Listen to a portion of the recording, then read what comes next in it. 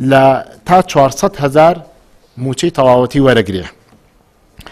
ئەوەی کە دەستکاری کراوە چییە؟ ئەگەر ئێمە بە نمونەیەک وەرگرین، بۆ نمونە کەسێک 840,000 دینار مووچەی بۆ کە من باسی 840,000ەکەم بڵێنەوە معدەلی بینی 800,000 بۆ 900,000ەکە لە ڕابردووە لە 150 پاشەکەوت کراوە بە پێی بڕیاری ژمارە 64.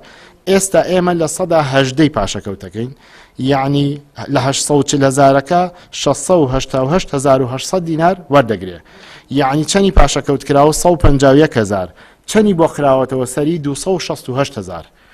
ئەمە وەکو نمونەیەک لە ڕێژەی 800 بۆ 900.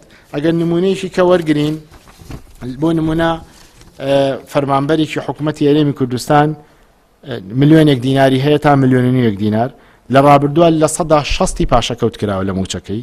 ئێمە ئەمڕۆ هێناوانەتە سەر لە 123، یعنی لە 137 بۆ خرێتەوە سەری، واتە ئێستا 312,000 لێ بڕێ 503,000 دیناری بۆ خرێتەوە سەر. ئەمە بە نمونە کە ئەمانە بۆ جەنابتان باسەکەم. و بەڕاستی ئێمە دەستکاری پلە باڵاکان وەزیر و پلەکانی سەرەوەمان نەکردووە، هەروەکو بەپێی بڕیارەکەی پێشووە.